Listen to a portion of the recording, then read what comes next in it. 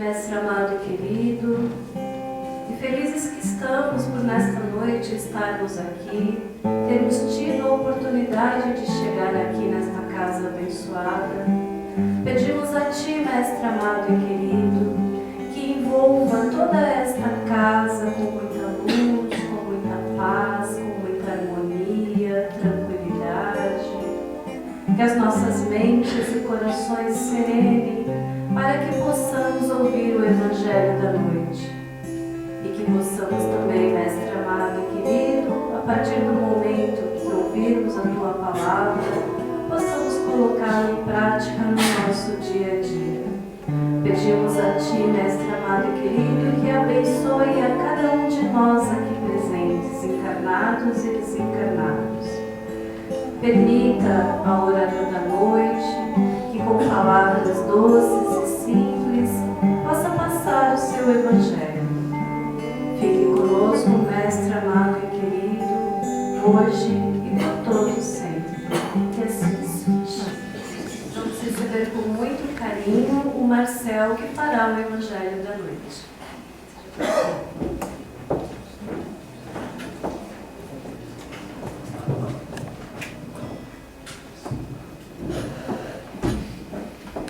Muito boa noite a todos. Boa noite. Que a paz do nosso Mestre Jesus esteja no coração de cada um de nós nesta noite. E que nesses minutos que a gente vai ficar aqui reunido, nós possamos sentir o abraço fraterno de toda essa equipe espiritual que há muitas horas já vem preparando este ambiente. E hoje, especialmente, com a ajuda da música dos nossos amigos Carlos e Isabel, eles preparam este ambiente, magnetizando todos estes móveis, energizando as paredes, o teto, o chão e, especialmente, fortalecendo estes trabalhadores que se dedicam com tanto carinho às tarefas desta casa de João Ramalho. E toda essa preparação para que a gente pudesse chegar aqui nesse momento sentindo na pele estas vibrações de harmonia, de paz, de serenidade que reinam neste ambiente. Bem, nós, seres humanos, levamos uma vida complexa, regada e temperada de uma série de sentimentos que fazem parte da nossa natureza como humanos e fazem parte também da personalidade de cada um de nós em particular. Esses sentimentos, eles têm na nossa trajetória uma importância enorme, porque são eles que nos conduzem a praticar atos que podem ser tanto benéficos como desastrosos na nossa vida. E esses mesmos atos que influenciam na nossa vida podem também refletir diretamente na vida de outras pessoas, aqueles que vivem ao nosso redor. Então, saber lidar com essa gama de sentimentos que a vida nos oferece é de vital importância para a nossa trajetória. Há muitos milhões de anos, num tempo em que a gente conhecia como o tempo do homem das cavernas, o ser humano ele tinha como seus inimigos apenas a natureza, porque ele precisava enfrentar aqueles animais ferozes, selvagens, se defender deles, precisava ir à caça para buscar o seu alimento, enfrentava o clima que variava das temperaturas geladas do inverno para aqueles calores dos verões. Mas com o tempo, a multiplicação da espécie humana ela foi se acelerando e o homem começou a viver em pequenos grupos, o que de certa forma até facilitou para que ele pudesse enfrentar todas essas adversidades. Só que com essa convivência, o ser humano foi desenvolvendo alguns sentimentos no seu íntimo, alguns muito bons, necessários, úteis, mas outros, muito extravagantes, muito exagerados e que acabavam sendo até como um ponto de desagregação daquele grupo social. E aí, o inevitável aconteceu. O homem começou a perceber quais eram as diferenças entre ele e os outros integrantes do grupo. E os problemas, agora, já não eram mais apenas os problemas que a natureza proporcionava. Não bastava apenas ele se proteger do frio ou do calor. Novos problemas surgiram na forma de conflitos que aumentavam dia após dia. E assim, o ser humano desenvolveu em si todos esses sentimentos mesquinhos, inferiores, uma infinidade deles. O ódio, a mágoa, a traição, o egoísmo, o orgulho e um dos que está na relação dos piores, a vingança. O tema principal do nosso encontro desta noite.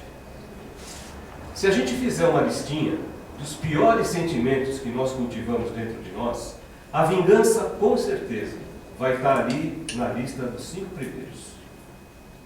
E esse sentimento de vingança, ele foi se impregnando de tal forma na formação da personalidade do ser humano, através dos milênios, que permanece até hoje, onde a gente percebe que as adversidades, as rivalidades parecem que não têm fim, parece que não têm limites. E assim nós crescemos, assim nós fomos sendo educados, achando que quando alguém sofre algum mal, sofre uma ofensa, uma violência, seja de que tipo for, esse alguém deve buscar a reparação desse mal, utilizando-se de quaisquer meios contra quem praticou esse mal. E é isso que nós chamamos de vingança. Aí, nesse ponto, o ser humano se deparou com o seu pior inimigo, ele mesmo, ele próprio. No Evangelho segundo o Espiritismo, no capítulo 12, que tem o título Amai os vossos inimigos, ali está transcrito um trecho do Evangelho de Mateus, onde Jesus nos fala sobre esse assunto.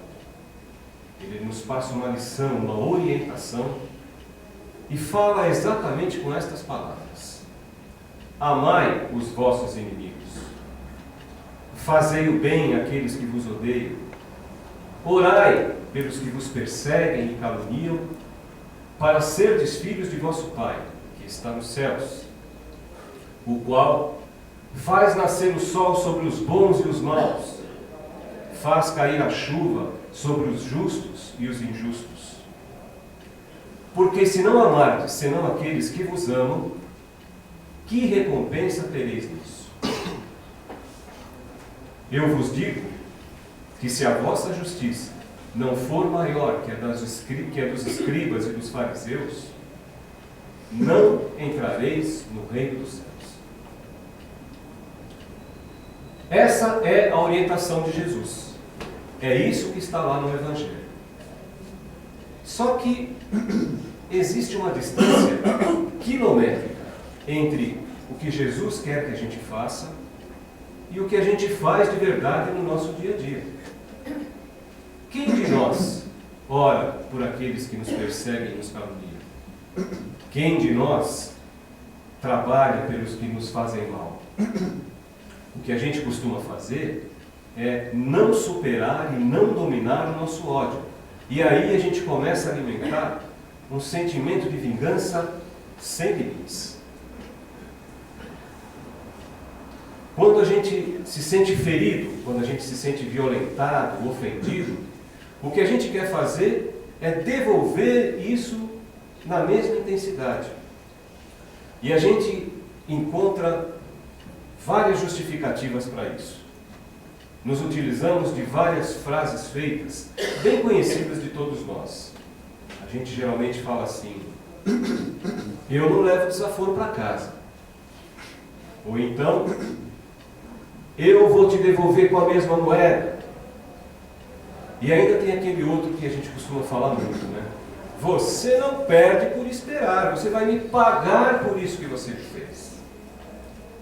E assim, a gente vai só aumentando essa violência que a gente vê em todos os segmentos da nossa sociedade.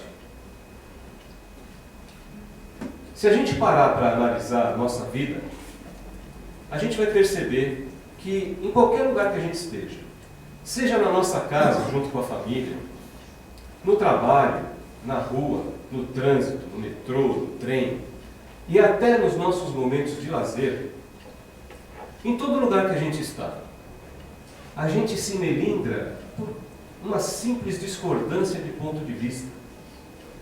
Nós não admitimos que as nossas opiniões sejam contrariadas. Nós não admitimos que os nossos desejos sejam ignorados. Por mais egoístas, por mais absurdos que sejam esses desejos.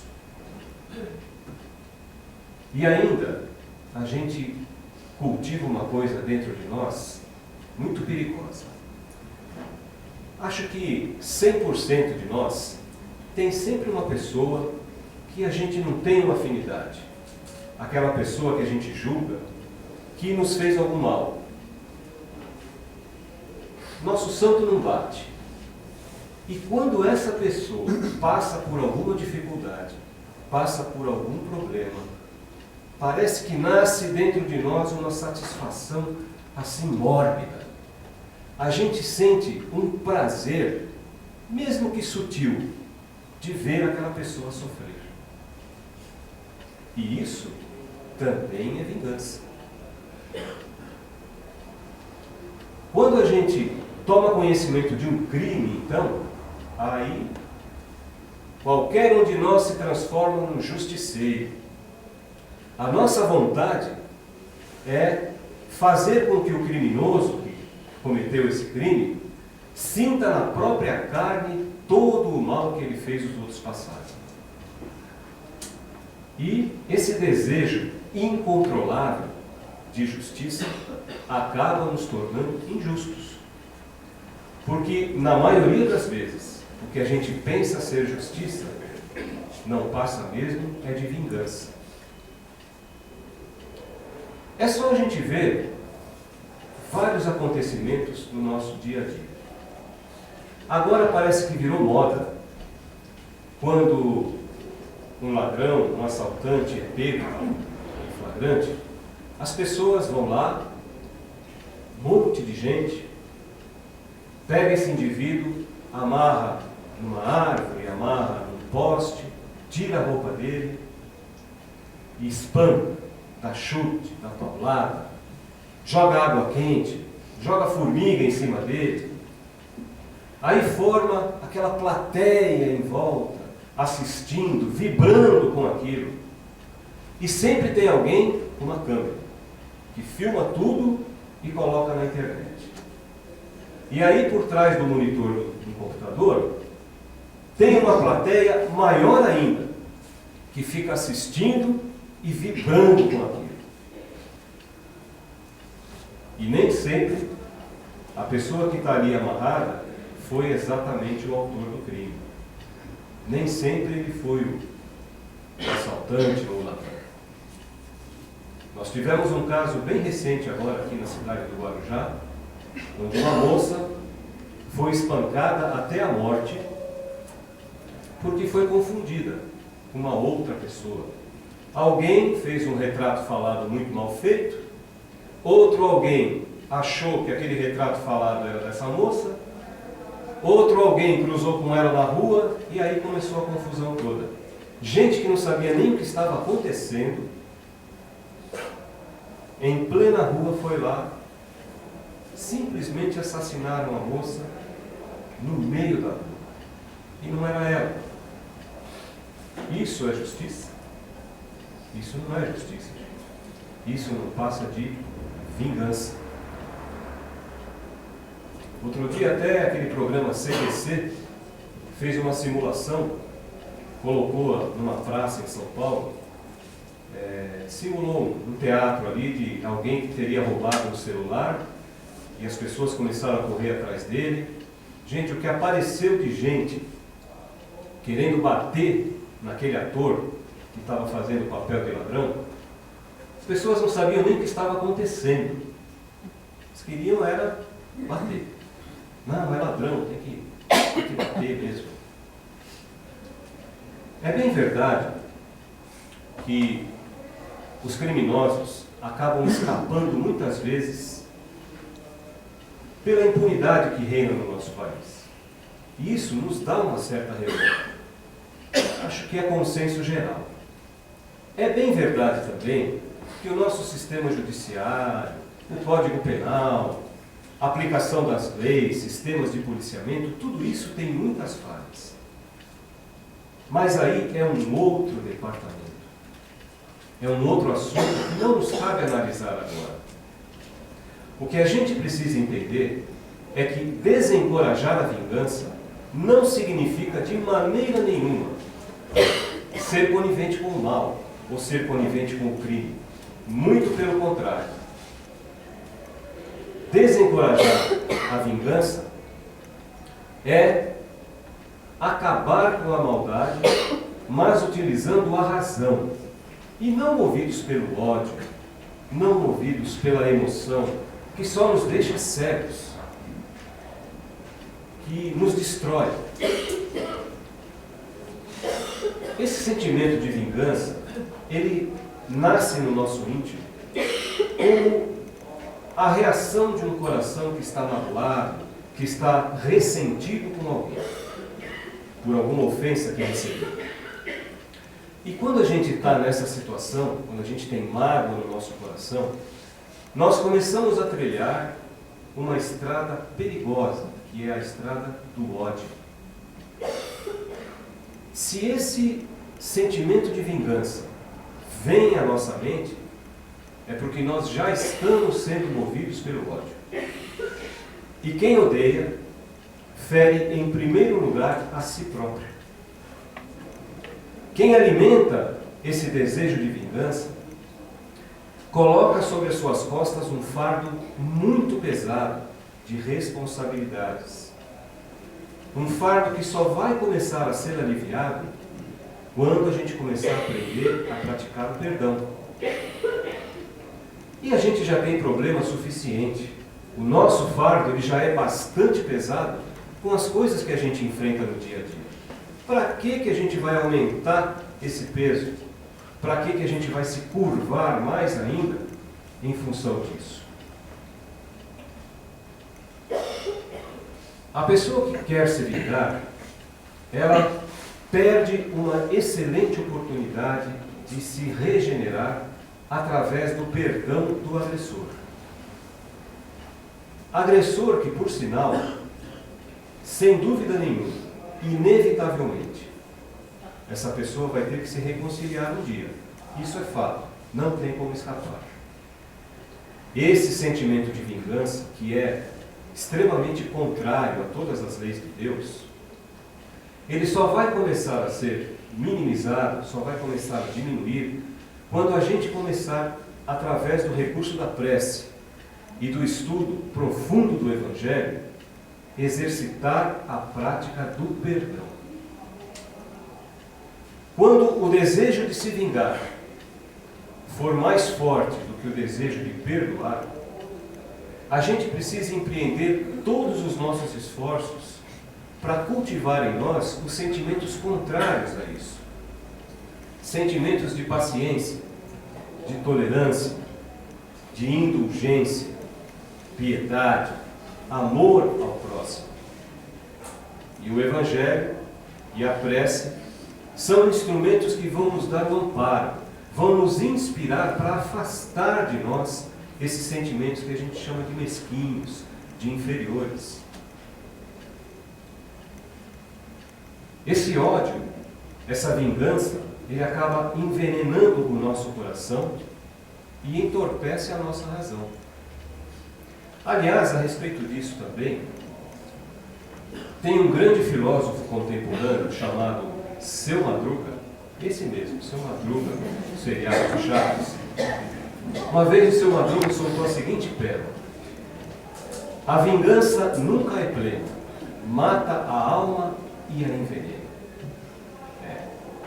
Certa vez eles estavam gravando um episódio lá do seriado e o diretor falou que tinha que ser feito tudo de improviso.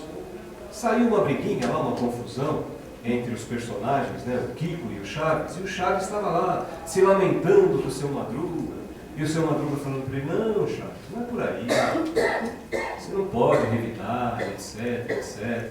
E falou para ele assim: Chaves, a vingança nunca é plena, mata a alma e a envenena. Olha só, falou isso de improviso, mas, né, que pureza de coração que tinha esse ator. Quando a gente alimenta essa vingança dentro do nosso coração, a gente começa a adquirir uns distúrbios de comportamento que são muito difíceis da gente curar, muito difíceis da gente consertar. Porque a vingança, ela é uma deficiência, ela é um atraso moral do nosso espírito. E ela nos deixa amarrados lá naquele tempo primitivo, lá quando a gente estava nas cavernas ainda, que os homens puxavam as mulheres pelo cabelo, a gente fica preso lá. E ficamos atrelados também a essas pessoas que nós chamamos de desafetos, né? Aqueles a quem a gente não combina muito, que a gente acha que eles fizeram alguma coisa para nós, ou que eles acham que nós fizemos alguma coisa para eles. Então a gente precisa quebrar essa sintonia negativa que a gente estabelece entre esses desafetos. E para isso, nada melhor do que seguir a orientação de Jesus. Orar por esses inimigos. Fazer o bem para eles. Quando a gente ora, essa vibração positiva da oração atinge o psiquismo dessas pessoas, influencia o seu inconsciente de uma maneira favorável ao nosso respeito. E todas essas adversidades, elas vão se quebrando, elas vão diminuindo. Pode demorar um tempo, mas isso acontece. Afinal, a gente tem só a eternidade para fazer isso. Além do mais, nós não podemos esquecer também que a justiça a Deus pertence. Deus criou uma série de leis naturais, entre as quais a lei de causa e efeito, que é aquela na qual tudo que a gente fizer para o nosso próximo, de bom ou de ruim, vai retornar para nós mesmos. Então, podemos ficar tranquilos. Não há mal que não será curado. Não há injustiça que não será reparada. Por falar em oração, nós não podemos esquecer também de orar por aqueles que já estão no plano espiritual. Às vezes a gente pensa que os nossos desafetos estão só aqui, aqueles que a gente consegue enxergar. Mas como nós já passamos por muitas e muitas jornadas aqui na Terra, com certeza já aprontamos muita coisa, arrumamos também muitos inimigos. Inimigos que hoje estão no plano espiritual e que de lá, de alguma maneira, acabam influenciando também na nossa vida. São chamados obsessores, porque ódio e vingança não fica só aqui. Ultrapassa os limites do túmulo. Então é necessário que a gente faça a oração também por esses irmãos. Para não bastar todo esse estrago que a vingança faz na nossa vida, ainda tem mais.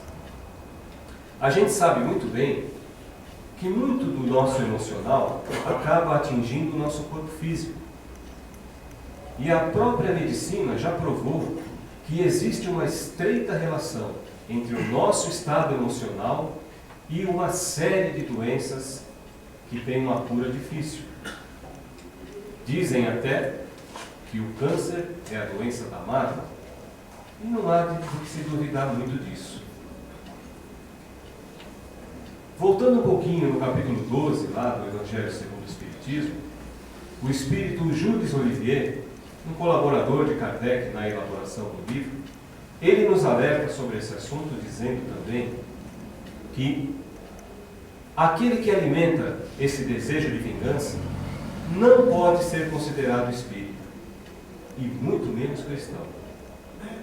Então, o problema é bem maior do que a gente imagina. Então, gente, a gente precisa ser um pouco mais sábio, um pouco mais inteligente. Nós temos à nossa disposição o Evangelho. Nós temos à nossa disposição todas as lições que Jesus nos passa. Então vamos utilizar tudo isso para afastar de vez do nosso coração esses sentimentos menores, porque isso tudo desestrutura o nosso íntimo. Em vez de ódio, amor, tolerância, perdão. Aquele que é considerado vitorioso, ele só é vitorioso se ele vencer a si próprio interiormente. Mesmo que ele tenha sido vencido por alguém do lado de fora. Mas se ele não vencer os seus ímpetos, se ele não vencer os seus desejos, ele não é considerado um vitorioso.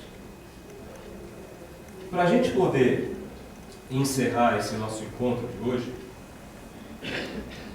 eu gostaria de mostrar para vocês aqui uma musiquinha que, de uma forma bem humorada, nos fala a respeito desses sentimentos de vingança, de obsessão. Essa música aqui, o título dela é Obsessão. E ela foi feita por um grupo chamado Cancioneiros Espíritas. E fala de alguém que estava levando a vida tranquilamente, numa boa, de repente começou a acontecer um monte de coisa errada. E esse alguém achou que estava com aquilo que a gente chama de ziquezira. E estava mesmo. Na minha vida tudo estava numa boa, quando de repente à toa um fato está no meu poder. Mas o que foi que aconteceu? Eu fui perdendo minha personalidade, foi ficando na saudade tudo aquilo que era eu. Chegava em casa, só ligava com a patroa, não pensava em coisa boa, por melhor que eu estivesse. Vivo inteiro, saiba que fui despedido, pois sentindo-me ofendido, dei um tapa no padrão. Mas isso não está certo. Não conseguia compreender o que eu ouvia. Minha cabeça estava entrando em confusão, quando um amigo me chegou um belo dia e me afirmou que o caso era obsessão. Me aconselhou então a procurar um segredo, andar direito e não dar moleza não, orar bastante e ficar sempre atento, tomar cuidado com a tal perseguição. Vou te contar depois que meu Samadidec fui Allan Kardec e tudo então se resolveu. Mas como foi que sucedeu? Me colocaram junto a uma porção de médios e através desse intermédio apresentou-se o Amadeu. Peraí, o Amadeu? O Amadeu já morreu. É aquele cara que não ia com a minha cara e não ia com a cara dele. A gente não se picava.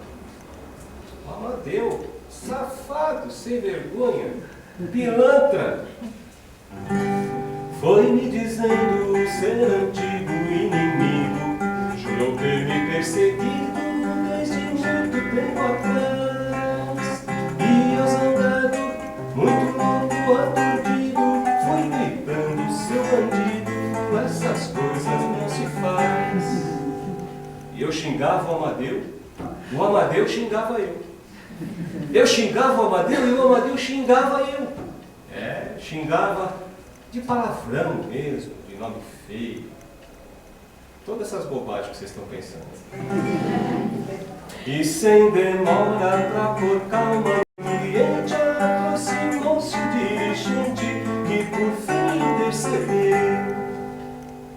Acalmai-vos, irmãos. Estas coisas são muito naturais.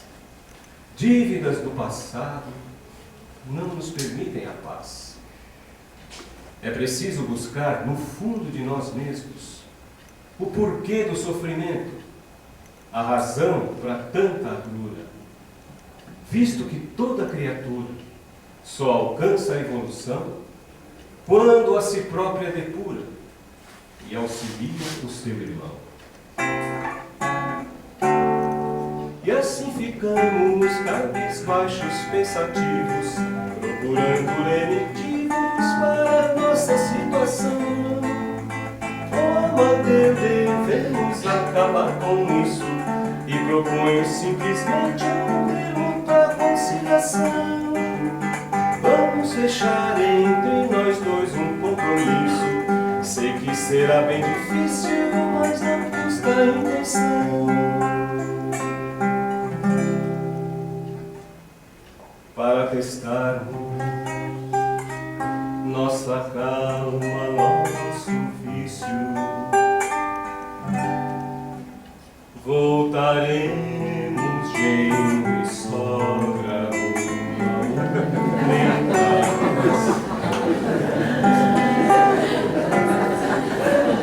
para testar nossa calma, nosso vício, voltaremos genro e sogra numa outra encarnação. Isso não vai dar certo, não. É isso aí, gente. Muito obrigado a todos. Fiquem em paz. Uma boa noite. Boa noite.